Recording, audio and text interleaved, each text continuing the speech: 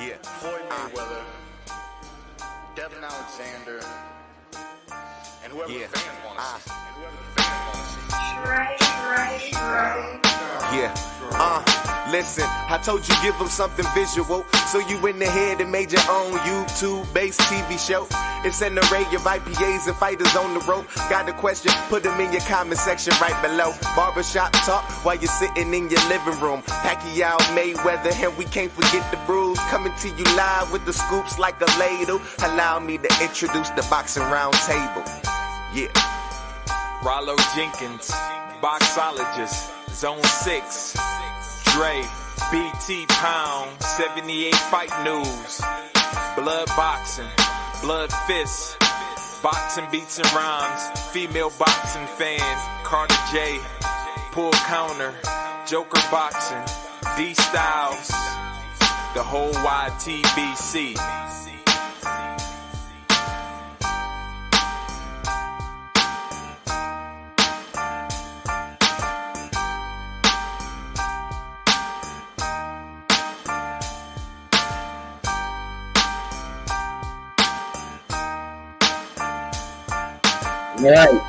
All right, we're gonna let that run back one more time.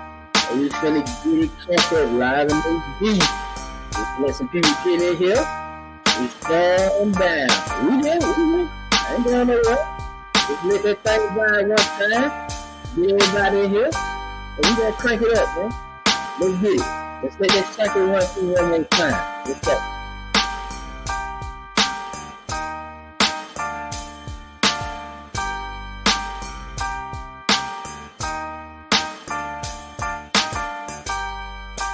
Break it down. Give me 5 people you're ready to fight right now. What's your dad? Timothy Bradley, Paul, Yeah. Floyd Mayweather, Devin Alexander, and whoever the fans want to see. Yeah. Listen, I told you give them something visual, so you went ahead and made your own YouTube-based TV show. It's an array of IPAs and fighters on the road. Got a question? Put them in your comment section right below. Barbershop talk while you're sitting in your living room. Pacquiao, Mayweather, and we can't forget the brews. Coming to you live with the scoops like a ladle. Allow me to introduce the Boxing Round Table. Yeah. Rollo Jenkins, Boxologist, Zone 6, Dre, BT Pound, 78 Fight News, Blood Boxing, Blood Fists, Boxing Beats and Rhymes, Female Boxing Fan, Carter J, Pull Counter, Joker Boxing, D Styles, the whole YTBC. All right. We in this thing. Y'all know how I do. Every once in a while,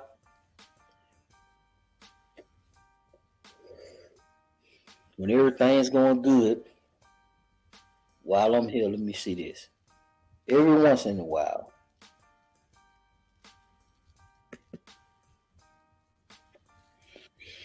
you might catch me relaxing and enjoying myself. Hold on one more time. I'm gonna do right. Hold on. You might see me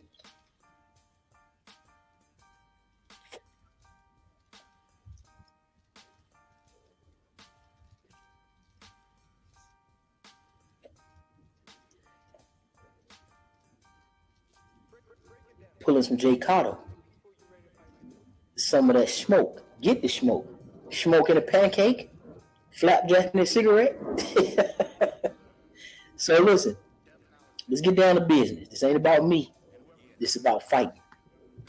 All right. So every once in a while, I'll come in here when everything is good and great.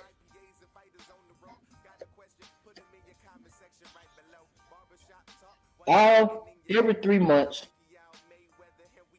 or 2 sometimes, depending on the occasion, I like to sit back and I have a smoke. Especially when something's big on the horizon. And I think at this point we all know what time it is.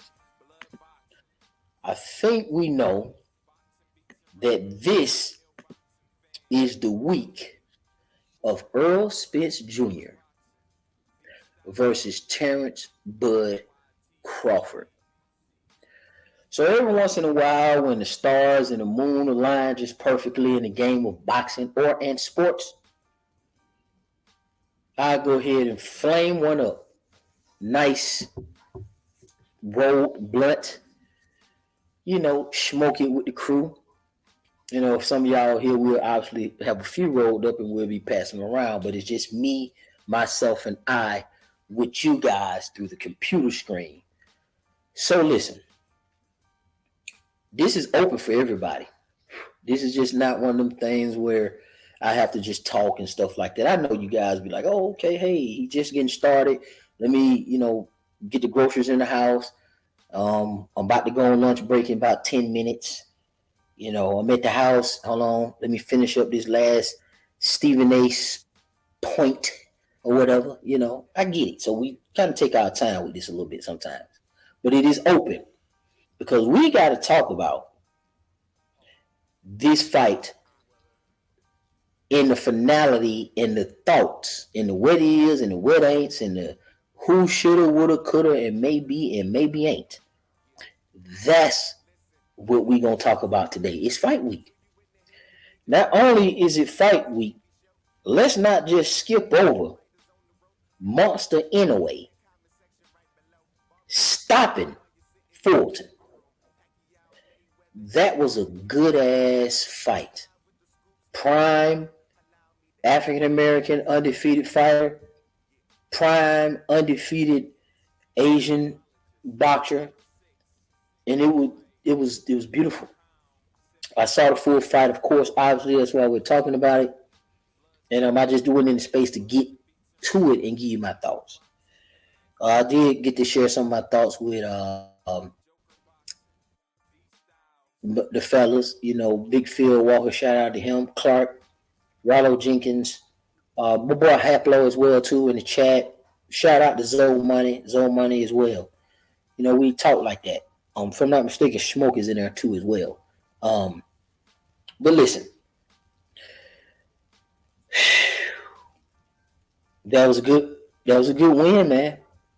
Anyway, it's moving up the pound for pound list. And let's talk about it for a minute.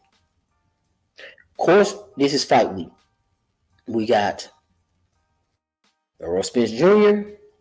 and we got Terrence Bud Crawford. Now, Terrence Bud Crawford is to be considered a pound for pound fighter. Some people even have him as number one, correct? Now, since we got two guys that are doing their thing and they're fighting, within a week of each other, or really a few days, and I'm talking about Monster Inoue, and I'm talking about Terrence Crawford. And the reason I say that is because we had a conversation in the background about pound for pound. Obviously, it's in the spirit of the Earl Spence Jr. fight and Crawford fight, and we know that we're going to also talk about that. But the Inoue, on anybody's list, you could comment or you could jump on, make sure the link is there, right? You could do whatever it is you want to do.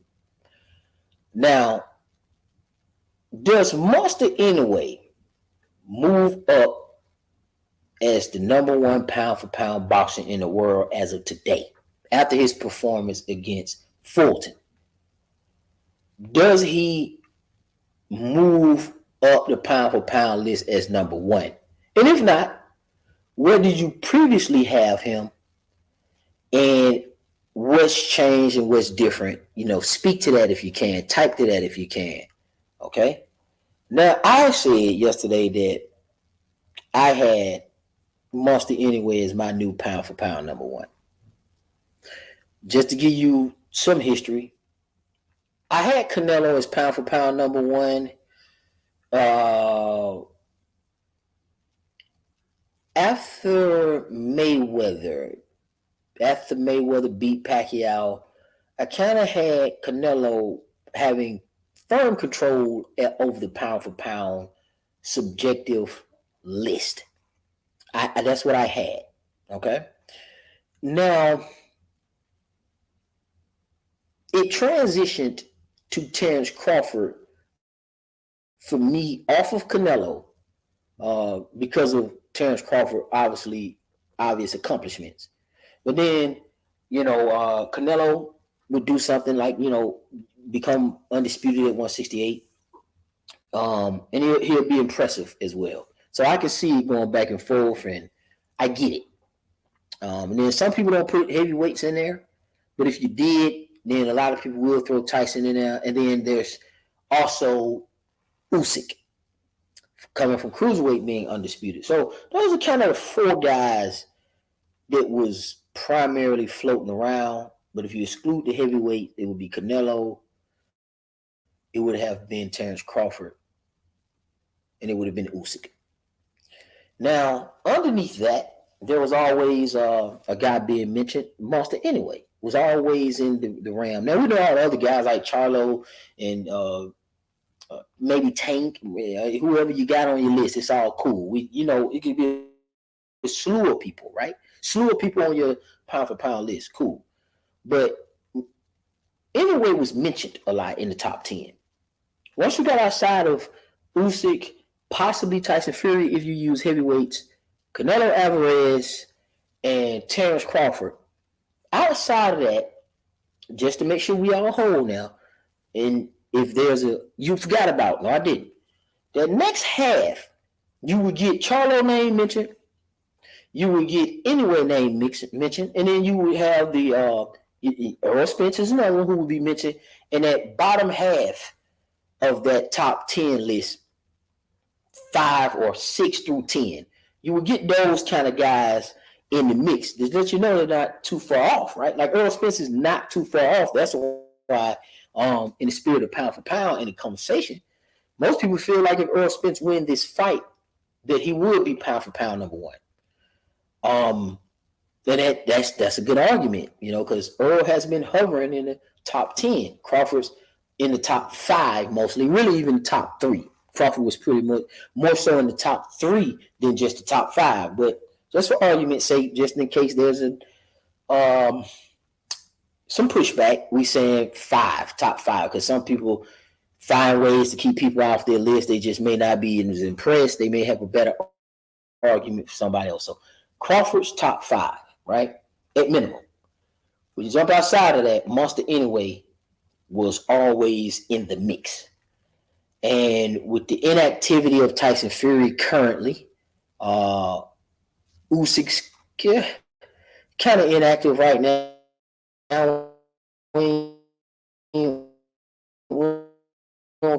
Kind of got nothing going on right now with the heavyweights. They kind of just set up standstill for some reason. But in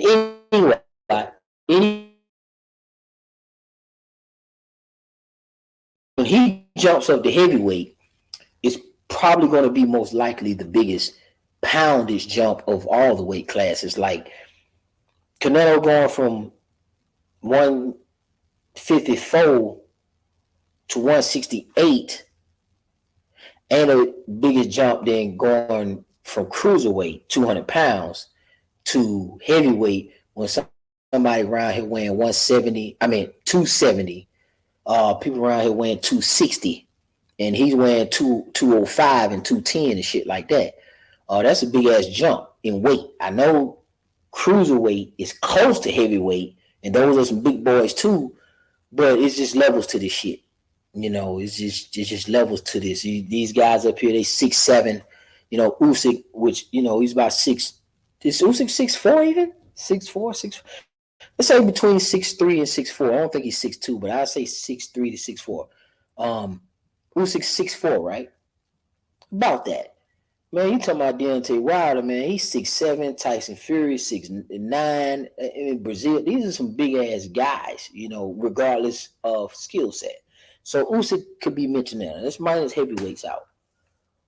Where would you have placed Anyway, or where did you have Anyway on your pound for pound list? Because the conversation was with the fellas is that I feel like Anyway is number one right now. I just feel like he's number one based on what he did in the fight. The performance was there, the accomplishments were attached to it. All-time ATG type situations and scenarios, because you're talking about full weight divisions. You're talking about a lot. We're talking about undisputed. This man package is pretty crazy. I mean, his boxing resume in pocket, right? And his packet of boxing. But this guy is A1. This guy is on another level. This guy is everything that you would want in a boxer, pound for pound. So for me, it's easy to say when somebody is being pound for pound in every which and way and getting the results, I have to kind of lean toward that person, and it has to be more so current. Now, that's not to knock Terrence Crawford. Don't get it twisted now. That's why Terrence Crawford also the man. But Terrence Crawford is number one, right? He would be number one for most people. And this fight will pretty much stamp him in the pound for pound number one spot for a minute. Because it's going to be hard to be undisputed in two different weight classes. That's like Crawford crazy. Like Crawford's already an all-time great. All-time great and probably a Hall of Famer. Well, he's definitely a Hall of Famer, but possibly an all-time great. Anyway, I wouldn't say is there yet. And considering the fact that Crawford does have a fight following up behind Anyway, right? Like it ain't like it's still in negotiation. We're in, and see, this is why it's important to have the fights, man. Because see, the longer you take, the more you can be usurped off your position, because you just kind of, I ain't gonna say wasting time, but time is passing by, right? So that's why it's important to kind of keep up with these fights as a boxer. I ain't talking about us as the fans. It's important for the boxers to stay active as opposed to inactive. That way you just always stay fresh in people's mind, and you're going to get paid for it. And more fights is just better for your overall legacy and career. That's not even a discussion. That's just kind of like set in stone. We already know activity is better than inactivity, right? So we know that. That's the whole point of the sport. All right? So I say Anyway, if I had to say it right now today, I would say Anyway is number one. I'm just going to be real with you. I would say that. That's not to say that Crawford ain't, and I can even argue if you say, because the fights are so close, I'm still have Terrence Crawford, but it's his to lose, right? I can see that, because Crawford technically is number one. You would move the list around based on Anyway's performance when this man Crawford is finna fight like the same week. Like you hold on for a second before you make that decision, right? And I know we boxing fans, we're kind of a little bit more advanced, so we get to kind of go deeper, so we can make these kind of predictions. So, and we can have these kind of conversations. So, because we can't talk to nobody else. It's fight week, and ain't nobody else gonna be able to explain it and have this banter back and forth like we do.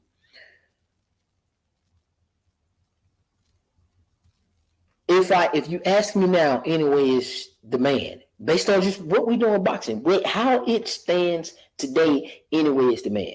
But in all actuality, Crawford is still number one. Just so you can see where I'm coming in, because I gotta think in a couple of ways. You gotta think about based on my eye test and who is hot. The nigga stopped Fulton, big time. This dude is the truth. Four division champion, undisputed, already on the pound for pound list. I mean, you're only as good as your last fight. Yes, Crawford pending a fight, and it's literally like a few days after him. Like, come on, we here Thursday. The win tomorrow, and them boys fighting, and we get a conclusion here shortly, very shortly. So I can understand if you want to hold on, and that's the proper thing to do. Like, you don't wait to change the list until we see what Crawford does, and Spence, because anyways. Could be number one, but then if Spence stopped Crawford, you may say, no, hell no. No, I got Crawford jumping over anyway too. Right? That's something that's a logical perspective. Then some people just say, nah, man, Canelo's still number one because them son of a bitches just now kind of start doing that as it pertains to Earl Spence. Like, Canelo already been undisputed, and Crawford has, and anyway has, but Earl Spence hadn't. This would be his first run. So is that one undisputed divisional run? Is that strong enough, or would that be strong enough to overtake anyway Crawford and Canelo? And just tapping on the Earl Spence situation too, right? Do you want? See how to say this. Do Earl Spence have a chance to become pound for pound number one in your eyes? Just hold that question. It's rhetorical, just so you just cooking on pound for pound and it being fight week, and just touching on a subject that people really kind of don't do. We used to do it a lot more back in the day, but I kind of want to open this up before the weigh-ins. We kind of get this final stick on where everybody stands. I know, shout out to Get the Smoke. I know Get the Smoke probably gonna be on Friday. I cannot wait to see that. And I know a lot of you guys probably gonna crank up tomorrow on Friday. I'm going to be listening like a motherfucker tomorrow. I don't got nothing to do. I got some moves to make, but everything that I'm gonna be doing tomorrow is gonna be listening to you guys. I was up here looking at this 60 days lockup shit, just kind of finding the series. You know how I go. But eventually I'm gonna get ready to start back school. Thank God it's after the Terrence Crawford fight, so I'll be focused on that. So we're gonna have plenty to talk about all semester, all the way down to Christmas, especially with these two. Does Earl Spence have a chance to become pound for pound number one with all of the knowledge that you have about the division in the made up fictitious list? What are you guys thinking, and what are you guys' thoughts? Now, I think I put the link in here earlier, but I'm going to put it in here again because I really want to hear you guys' perspective. So, what are you guys' thoughts on the current pound for pound list? Listen, I know some guys want to get in here, and I understand that you may not want to hear about the pound for pound, and we know that it's subjective. All right? Don't jump out the plane and eject with that. We already understand that it is subjective. So if you want to tap in, or if you type in and you had an understanding, it's already understood. I'm letting you know that it is subjective.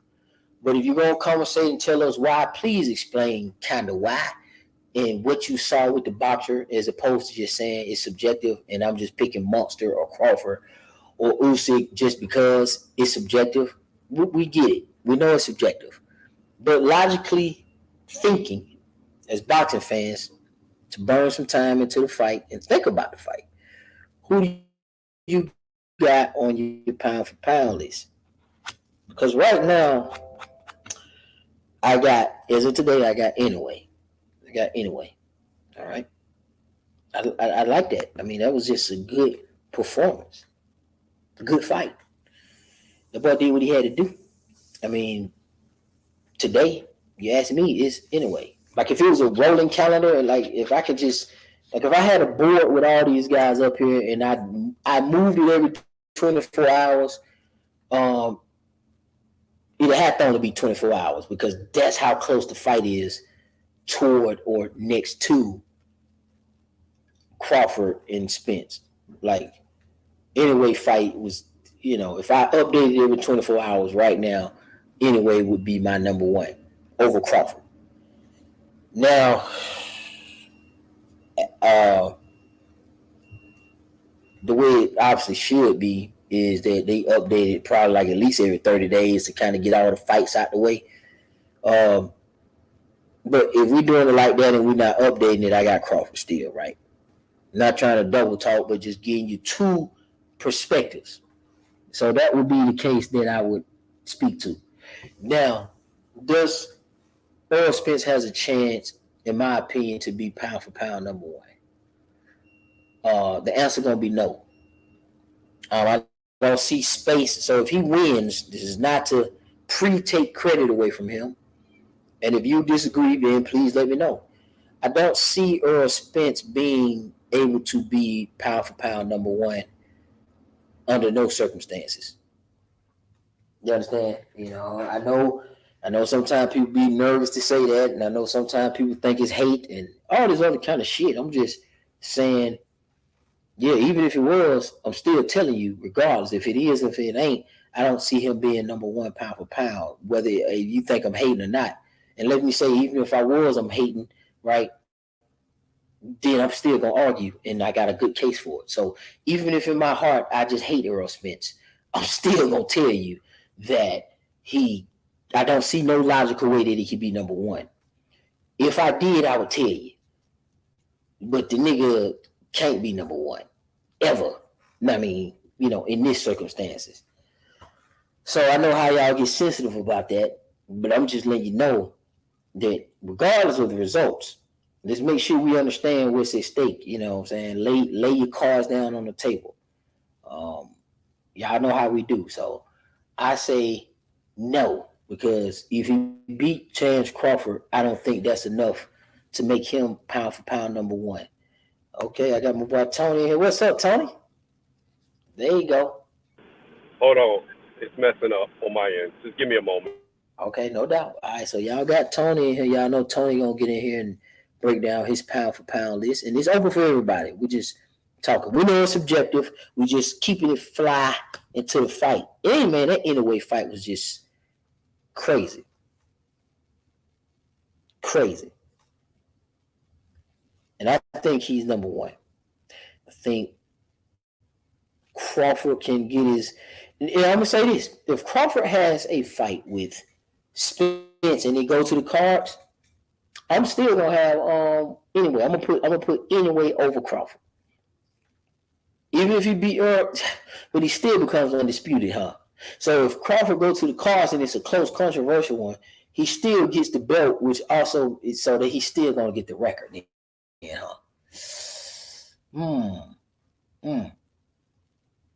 Okay, so regardless of Terrence Crawford got a lot to gain here.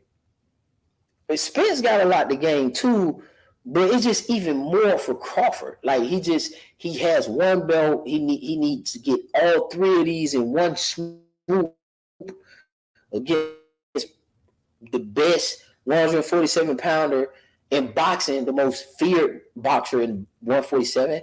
And everything that other people say Earl Spence is. I'm not gonna say that. Because I don't think he none of that shit that y'all think he is. So for me, if Crawford beats him, and it's controversial, if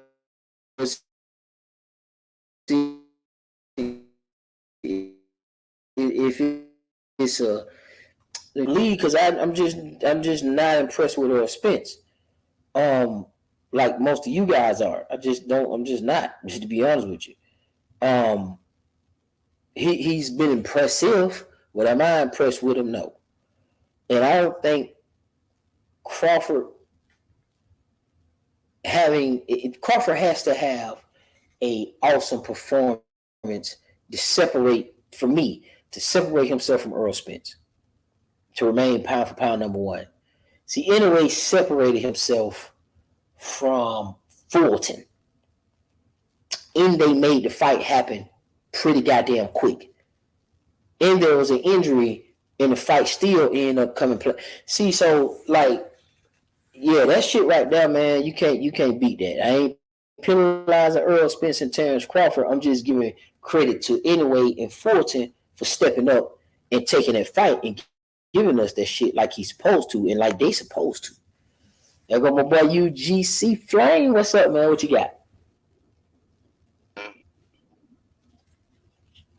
What's cracking with y'all, man?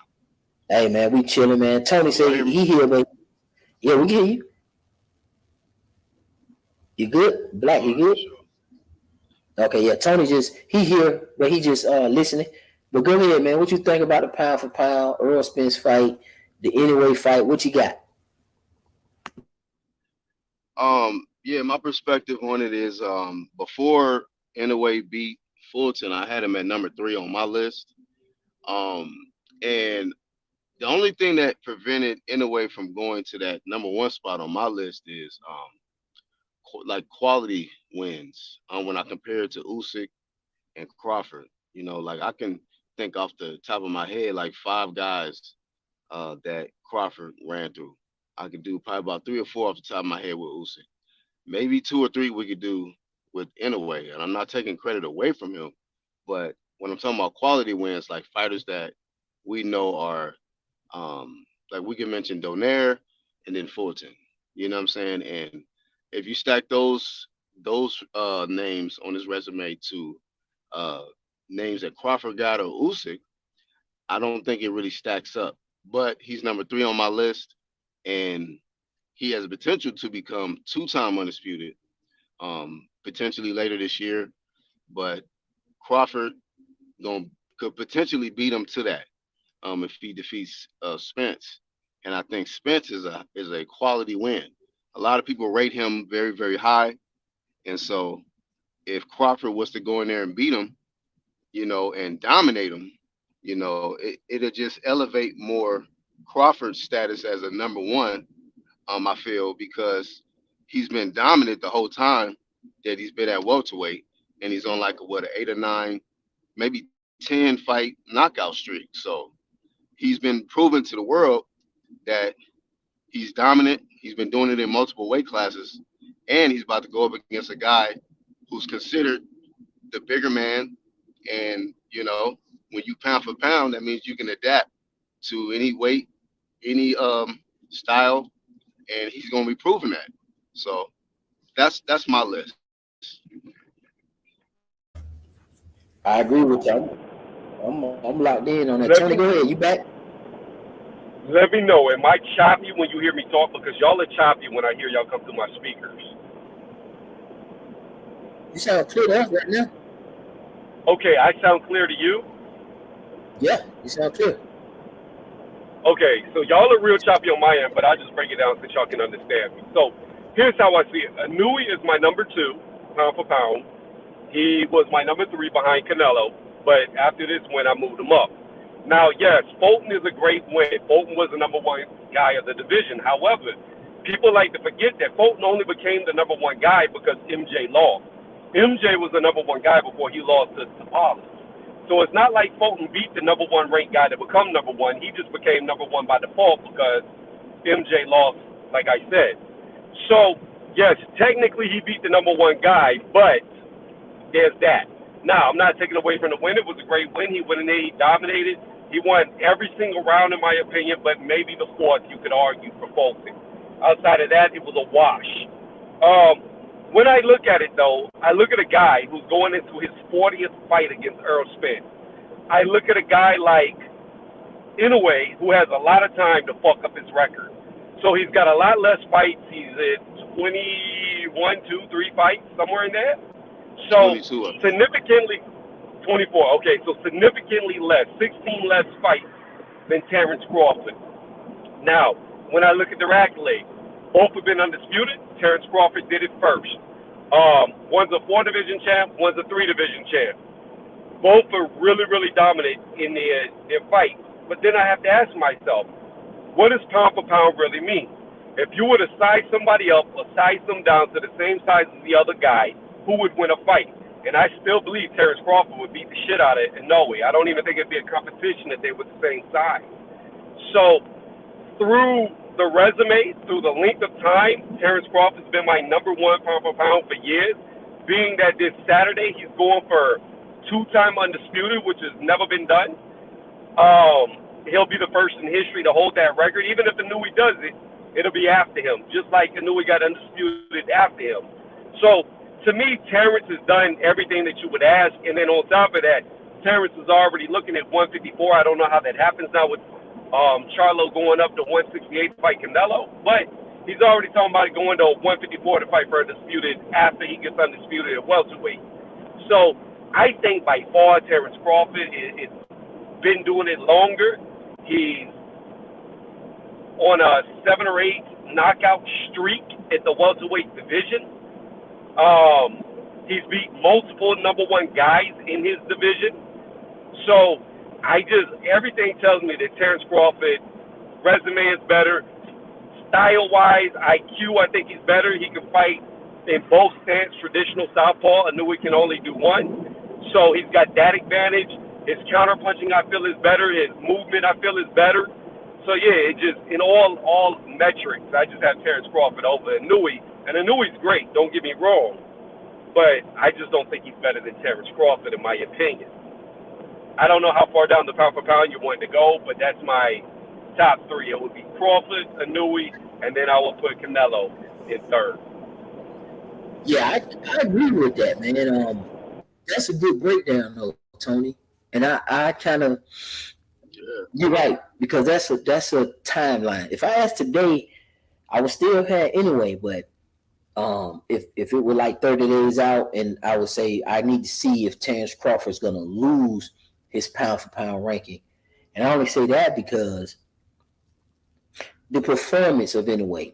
And then if I use your metric and I'm with you, you're right. It does mean if they were like the same size, could they physically, who physically do you predict will best each other in a fight?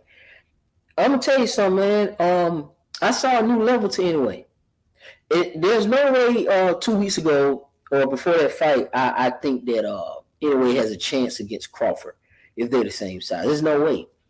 But the way he stops and slow you down, like the stuff that he does is awesome. The way he was kind of just jabbing Fulton down to the body, just kind of gassing him out, slowing him down. And then he goes down to the body after he maneuvered this guy into just, I don't know, he rocked him to sleep. The guy just didn't think that, okay, he gonna go downstairs one time and I'm sure he's gonna come over the top with some shit.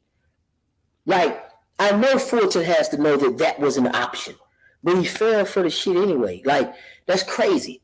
Like, I know, we all know on here, if, like with Floyd jabbed to the pit of the stomach. We already know that if you're jabbing to the pit of the stomach, you're trying to establish some body work, you're trying to get them hands down, and Inouye did that to perfection against a guy who I know knows better. And I'm trying to figure out how he did that shit because it was just pretty. When you go back and look at the highlights, just jabbing. And I said, I know Fulton ain't finna. Next thing I know, he was doing the stanky leg. So I don't know, man. The guy pacing, the guy distance.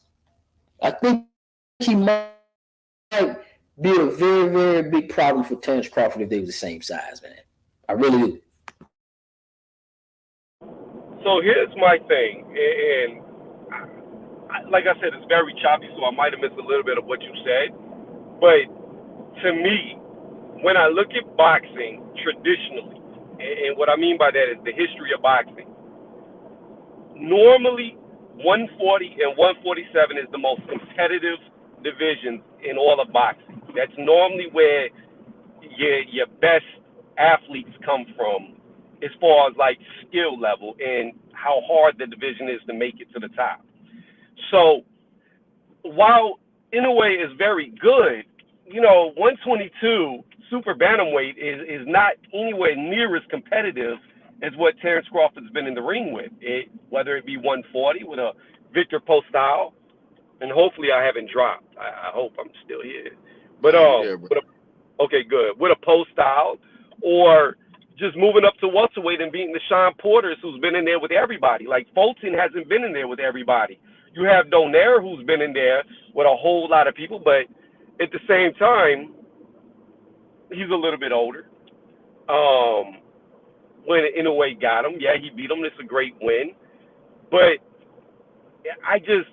the competition level isn't the same. And when Inouye was in a very competitive division with Estrada, Chocolatito, Sir Rambasai, he decided not to fight any of them and move up in weight when he was in his most competitive division. So to me, there's checks and balances to both. I just think, again, Terrence has done more. He's got the resume, the strings of wins to back him.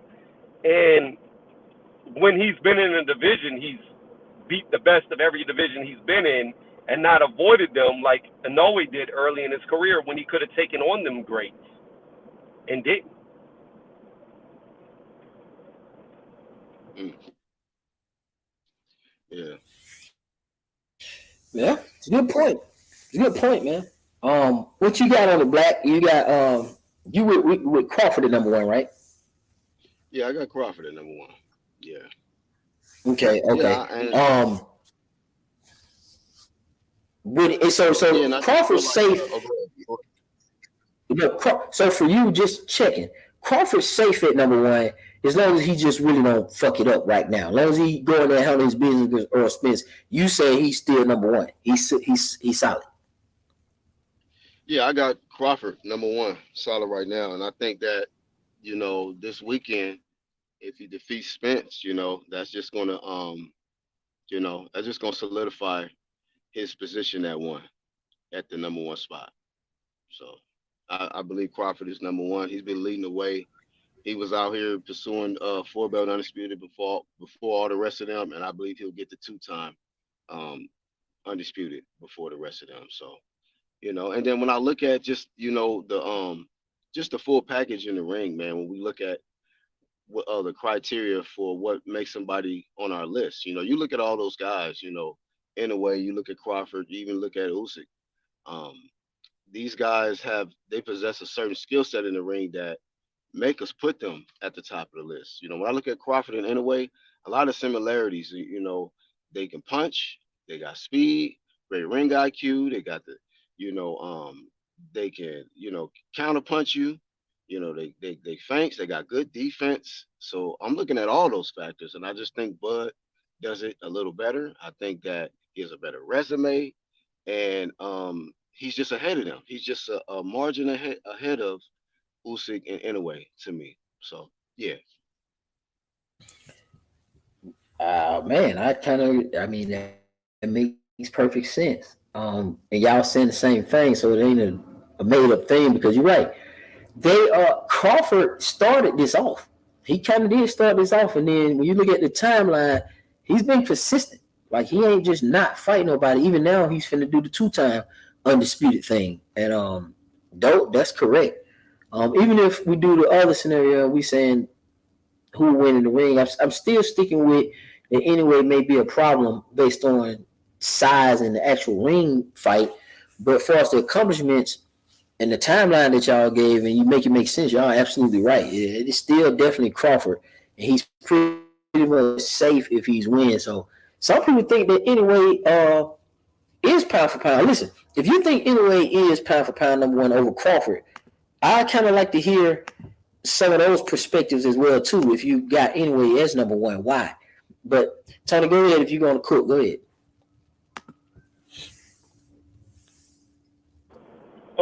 I got a real quick question because I'm driving. I don't have anything I can pull up. Are you in front of your computer? No, not really. Okay, because I wanted to pull up BoxRec and see, because I know people make a big deal about Inoue being in a bunch of title fights around 20. However, Crawford, every fight he's in is a title fight, and he's been doing that for I don't even know how many years. So I would guarantee you that he's been in a lot more than 20 title fights, and that's why I just want to see how many title fights Crawford's been in total, because I can guarantee it's more than 20. But I don't have a way of looking it up. Yeah, I would be. Yeah, I ain't got my cell phone. I usually have a cell phone, but I got my little boy. He got it this time. They playing Roblox. But anyway, so yeah, but that is the case though. I mean, this is Tony. Yeah, you right on the dot with that.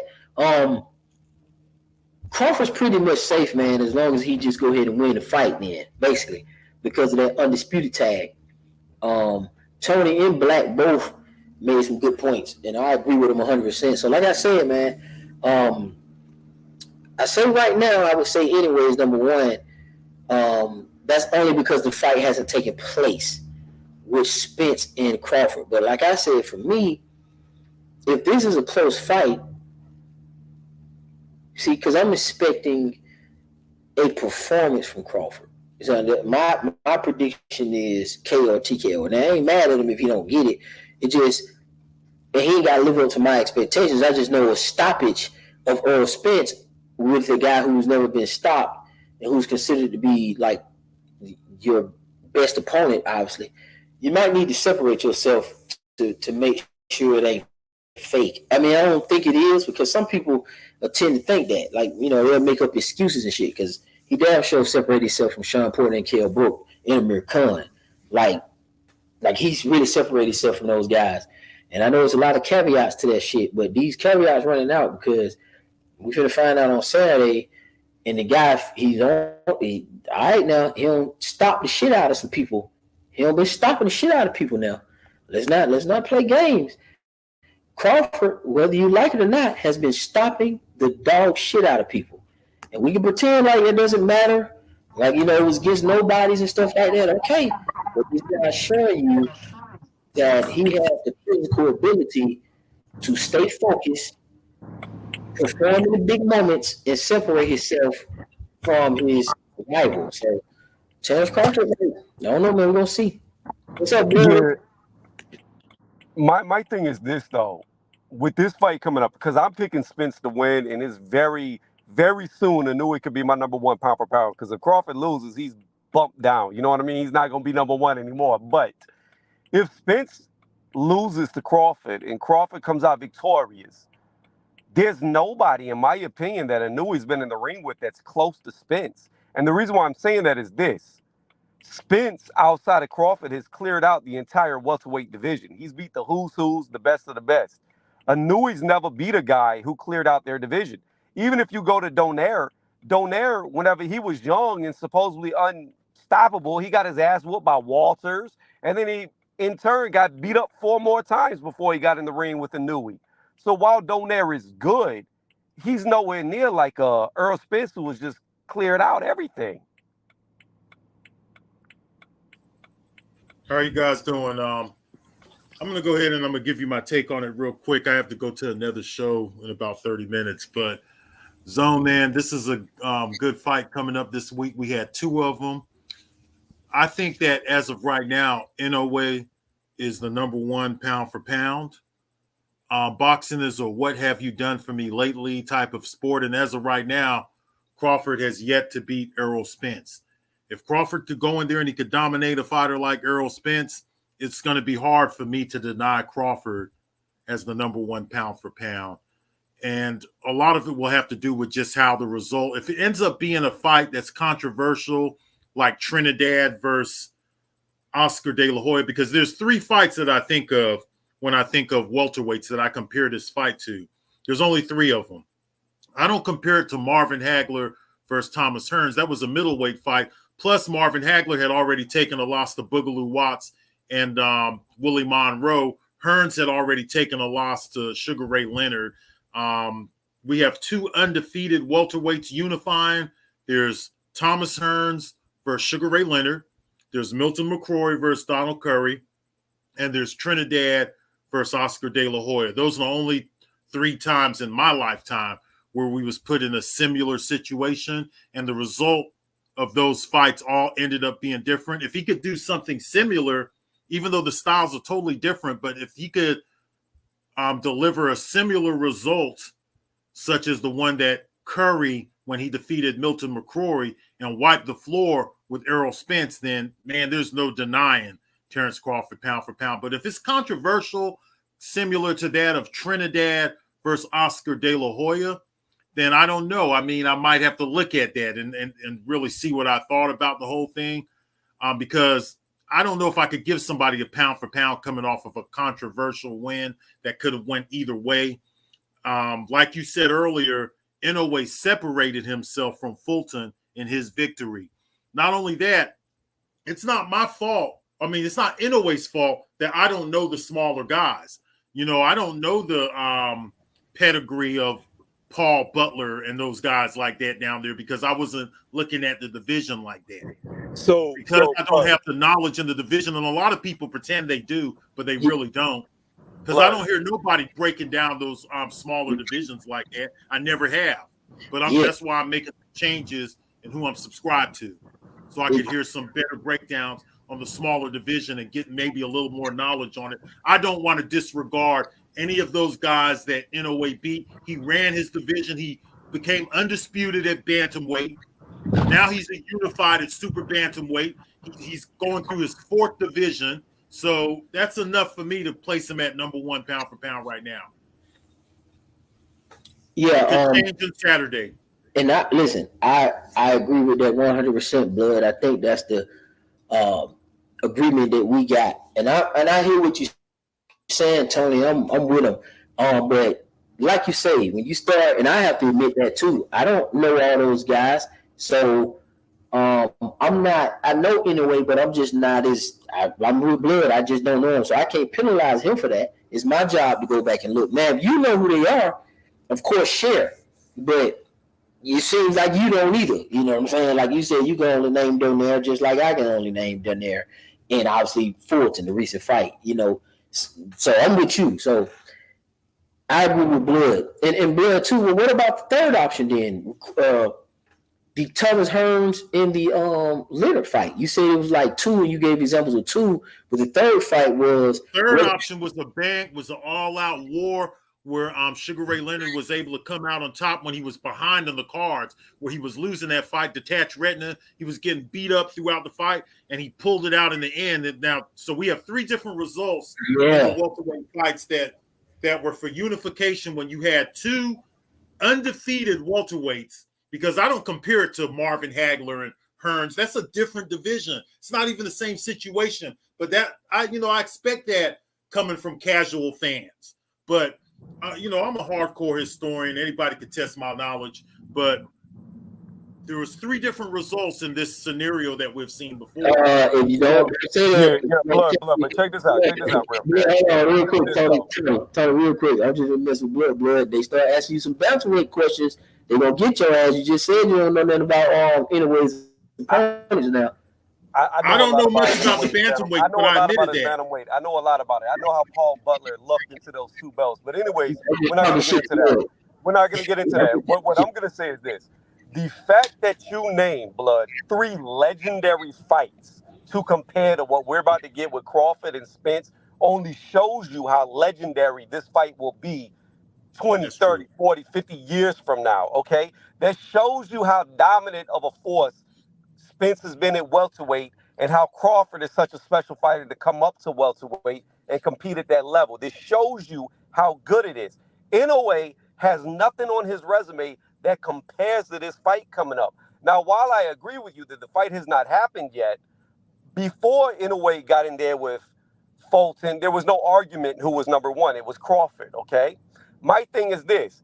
If I concede and give Inoue number 1 pound for pound, then he is going to be the shortest lived number 1 pound for pound fighter in the history of the pound for pound list, because come Saturday, if Crawford wins, then he's automatically bumped off. I don't think he has. But he can't help that. He can't help the scheduling of the fights, though, Tony. No, he can't. The fights were both scheduled in the same week. Not only that, let me ask you something else, Tony. But listen, let me make one more point. Go ahead. And I want you to elaborate on this, right? Okay, so Inoue does have a Hall of Famer on his resume. He has Nonito Donaire. Now, another thing that he did that people seem to keep forgetting is that he participated in a tournament. A tournament will get somebody into the Hall of Fame. A tournament basically got Andre Ward into the Hall of Fame. He participated in a tournament. Terrence Crawford never participated in any kind of a tournament. It's not his fault one was not available, and the divas that are in welterweight and junior welterweight would not have participated anyway. But let's not forget that this guy did participate in some kind of a tournament. Now, do I know the players in the tournament as well as you do? If you say you've been studying those smaller weights, you probably know the participants. The only one I knew that I was aware of was Nonito Donaire. But winning a tournament, that gets people into the Hall of Fame, first ballot. So that's another accomplishment that he has that Terrence Crawford doesn't have. Well, I kind of disagree, because I feel like Andre Ward being on TV, being an analyst, had a lot to do with him getting to the Hall of Fame, especially with the people he was up against, especially beating out a guy like James Toney, who he's not even in the same league as. There's a lot of politics that go into the Hall of Fame as well. Now, as far as the tournament goes, the difference with Terrence is he didn't need a tournament because he chased the other champions. It wasn't until he got to 147 where the PBC tried to block him out that he got slowed down, bogged down. That's not his fault.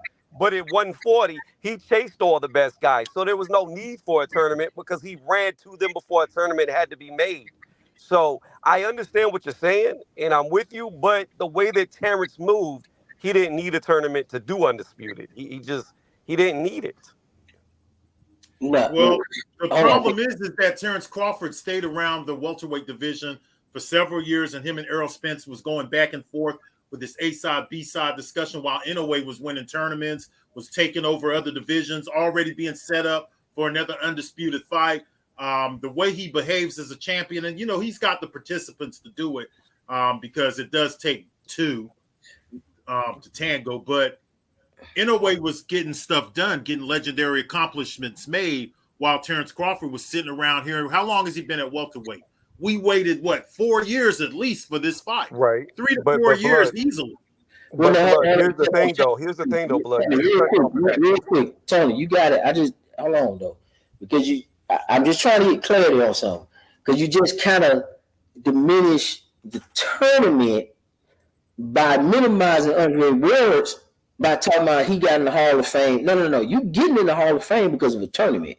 This is already set. This is not us making up an opinion. You can look at Joe Frazier as well, too. When you participate in the tournament, everybody understands that you booked for the Hall. That's not even Mike Tyson. Yeah. Mike Tyson, all of his biggest accomplishments was from that tournament in the 1980s. Yeah, like y'all don't understand. I know we used to be talking about everything but the tournament. Maybe we need to get together and try to crack all the tournaments.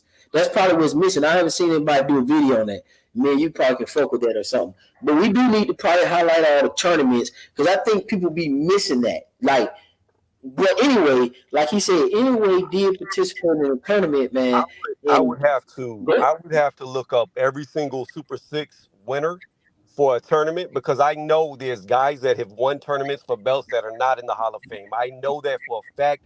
I just can't think of their names. No, you said tournament winner. No. See, Tony, we can name you 3 guys who got into the Hall of Fame based off of tournaments: Joe Frazier, Mike Tyson, Andre Ward. In Trinidad. Trinidad. No, it wasn't off. Well, Trinidad lost that tournament. He lost the tournament, though. It was not off no tournament by itself. There was more to it than just them winning a tournament. When Mike Tyson was fighting, regardless how many people like to say it was a soft era, etc., he cleared out the division. He's also the youngest heavyweight champion in the history of boxing, and will probably be the youngest for the rest of the history of boxing at heavyweight division. So he broke records. Before he even went pro, he held the quickest knockout in the Golden Gloves. So Tyson had already had that, plus the power that goes with it. There was a lot more than a tournament when it comes to Tyson. And I don't want to go back and forth about tournaments, because this is about Inoue and Crawford. All I'm saying is this. Yes, Crawford did get bogged down, but Crawford, the whole time he was at welterweight, was chasing the big fish. He was Ahab, since Spence wants to say he's Moby Dick. He was Ahab chasing the white whale the whole time. The difference with Inoue is Inoue was in the most competitive division at the lower weight classes. And I brought this up before you got on here. He was in there with Estrada, Chocolatito, Sir Rumbasai, and he did not, in Quadra, and he did not want to fight any of them. He went up instead of fighting with the big killers of the lower weight classes. Those are the 4 biggest names. Fulton's not on the level of a Chocolatito or Estrada, a Sir Rumbasai. Now, Donaire's up there. He's good. That's a good win. But the real killers of the lower weight classes, he didn't want to get in there with, and he moved up. Yeah, I don't know. Okay. I don't know about that. I know this. Him and Fulton did not take 4 to 5 years or 3 years to make. We just saw that fight. Now, it just so happened that the fight that we all want to see is happening within the realm of when Inoue fought Fulton. But just look at that. Look how fast Inoue is moving. Look at what he's doing for us pound for pound. And like I said, even if you take what you said earlier and let's not go by just the accolades, including the tournament, we're telling you that there's additional things that he's accomplished by beating an ATG. This is probably an ATG win as well, too. A prime black fighter He already had beat Donaire. This guy's doing his thing, man. So I'm not. Crawford, he ain't fought. See, Crawford ain't fought Spence yet. So it's like we giving these, and I know we projecting, but he, as of today, he hasn't fought the man yet. But here's the thing. Fulton was willing to fight Inoue. Inoue was willing to fight Fulton. Had Fulton done what he was alluding that he was going to do, what his trainer said they should have done, pulled out, then you can't blame Inoue for Fulton not fighting him. Just like you can't blame Crawford for Spence not getting in the ring with him. It takes two to tango. If one's unwilling to do it, you can't blame the other one who's chasing him. No, but the community is already split with, okay, so that you're saying it as if though everybody knows that Crawford is the one who's trying to make the fight. Now, we can't do that because we don't spend several years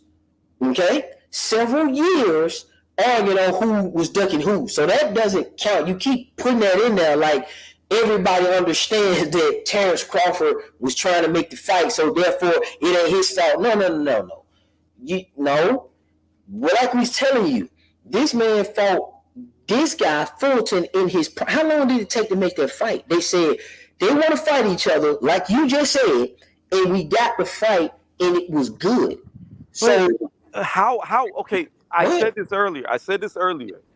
This is the whole thing. Fulton was never the number one guy at 122. He was never ranked number one. MJ was.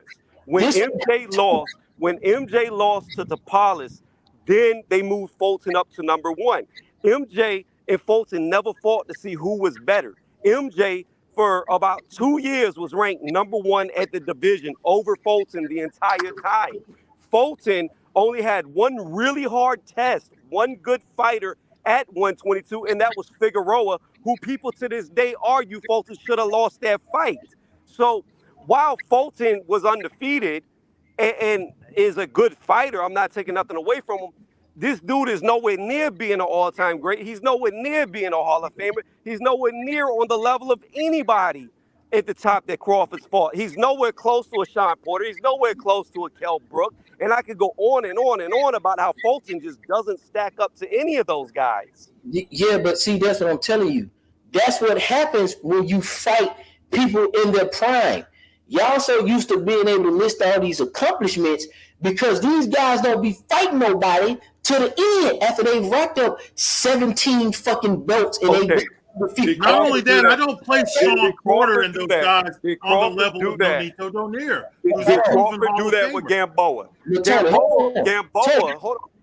When Crawford fought Gamboa, Gamboa was a pound-for-pound fighter. He was on the pound-for-pound list. Fulton's never been on a pound-for-pound list. He was undefeated. He was undefeated when he fought him too. Hold on, I'm just saying. You saying that, fights come late, blah, blah, blah, blah, blah. So you have Gamboa, who was a pound-for-pound fighter, looked at one of the best in all of boxing, made the list, and Crawford gave him his first loss. Then you had a guy named Victor Postal, who was allegedly the number one guy, undefeated at 140. Crawford gave him his first loss.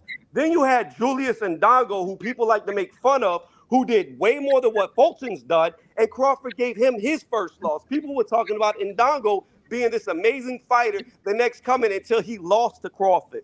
So while you could say that Inoue did it with Fulton, Crawford still has better wins, and these were undefeated fighters as well. But it's like the problem that I have with a lot of people in boxing is like people get amnesia and they forget what these other guys have done. Like Crawford's already done everything that Inoue's done and more.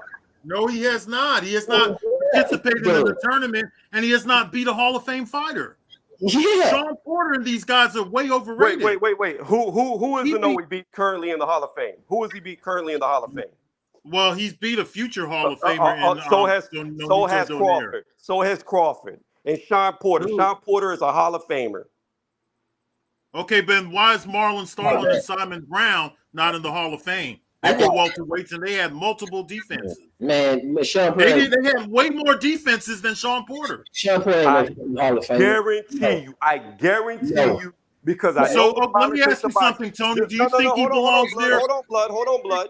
Just like you're assuming that Donaire will make the Hall of Fame, I'm assuming that Sean Porter will make the Hall of Fame because I know he will because of everything he's done Okay. outside. Let me ask you something, on. Tony. Go ahead. I have to get off of here. I'll come back, but let me ask you something real quick. Do you believe that Sean Porter belongs in the Hall of Fame before Marlon Starlin and Simon Brown? They're not there. Why is Sean Porter getting before them? Sylvester Stallone is in the Boxing Hall of Fame. That's a different category within the Hall of Fame, though. Yeah. They categorize that Hall of Fame. It's more to it. It's more to it because Sean Porter is an analyst and he was a boxer and he was a champion. He's going to make the Hall of Fame. I'm talking about, do you believe that Sean Porter, okay, I get what you're saying, right? Because the guys who are voting now, they're going to hold some kind of favoritism for Sean Porter, but I don't think he's more qualified than Nonito Donaire. And I know for a fact, Tony, that you don't believe that. Right. I did not. Nonito Donaire's been around much longer than Sean Porter. I did not say who was more qualified, and I'm not going to make your argument for you. All I'm saying is if you're going to say Hall of Fame wins matter and assume that Nonito's going to be in the Hall of Fame, all I'm saying is I know Sean Porter's going to be in the Hall of Fame as well, and that's a Hall of Fame win. Nonito Donaire being a multiple weight champion, you're comparing him to Sean Porter. No, I'm not comparing. What I'm comparing is what you stated, a Hall of Fame win. That's all I'm going off of. Hall of Fame win. And they're both going to be in the Hall of Fame. You can't ignore the tournament either. You can't minimize that tournament, Tony. Well, I can minimize it when there was no tournament for him to enter. How do you get in a tournament when there's no tournaments being held? Okay, but still, though, he won a tournament. You know, it doesn't matter if it was one or not. Yeah, he won a tournament. That's an accomplishment, man. But here's the problem. I'm not taking away from the fact that he won a tournament, but the problem with it is this. You can't take credit away from Crawford because there was no tournaments for him to enter. Nobody's taking anything away. Don't I have to go? I'm gonna come back. How long you staying on, Zone? I don't know, man. I'm probably gonna wrap it up after this. We'll get back. We'll get back on. All right. Damn. All right. I'll see you already. Tony, it's been good, man. Thanks a lot, guys. Text me, Blood, when you feel like you're free, and I'll come back on. Hold on, Blood, before you go, I just want you to answer this one question honestly. Because you asked for my honest, and I'll give you an honest answer for that question if you answer this honestly. You give your honest answer. No, I just want an honest answer. You're telling me that Andre Ward deserves to be in the Hall of Fame before James Toney? No, I don't think so. Exactly. It's not just about what they do in the ring. Just like I agree with you, Donaire deserves to be in more than Sean Porter, but they'll both make it. It's politics. Okay. I understand what you're saying because you're talking about the writers who are voting now and the biases, which I've spoke about before. So I do agree with you on that. Because in my opinion, Timothy Bradley shouldn't have got in before Marlon Starlin and Simon Brown, in my opinion, just because he has a Manny Pacquiao win. But that's a different discussion. I'll talk to you guys a little bit later. Peace out. Okay. Have a good day. All right. Yeah. So that makes sense to me, man, but that's a good one. Anyway versus Terrence Crawford. We'll see what happens, man, in the fight, man. This is what I'm going to do. I'm going to wait for Blood to text me, and then what we'll do is we'll lock in another one today if everybody got some time and stuff like that. So, Tony, go ahead and tell them where they can find you at, man, and then let's wrap this up and get to it. Nah, man, I'm not here to support me. I'm here to support you. You have a good day, and thanks for letting me on. All right, my boy Tony, as usual. Y'all know I like Tony, man.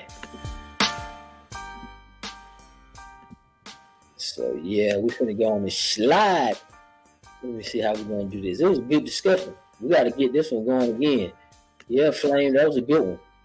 We're going to do it again. Wait till Blood got some time. Blood, yeah, see, we're going to get to it. We're going to continue this one. Because it's fight week. So that's what we're supposed to talk about, man. You know what I'm saying? Get this thing crunked up a little bit because it's kind of dry. I don't know if it was a fail, did something happen, or what? Did I miss something? Because y'all scared. Sound like the Terrence Crawford fans is still here, and I don't hear nobody from Earth this side. But I guess they're going to tell me, like I told them, shit, the fight here, there ain't nothing to talk about. Yep, so I guess ain't nothing to talk about. Let's go Team Crawford. you're sitting in your living room, Pacquiao, Mayweather, and we can't forget the bruise. Coming to you live with the scoops like a ladle. Allow me to introduce the boxing round table. Yeah. Rollo Jenkins, boxologist, Zone 6, Dre, BT Pound, 78 Fight News, Blood Boxing, Blood Fists, Boxing Beats and Rhymes, Female Boxing Fan, Carter J, Pull Counter, Joker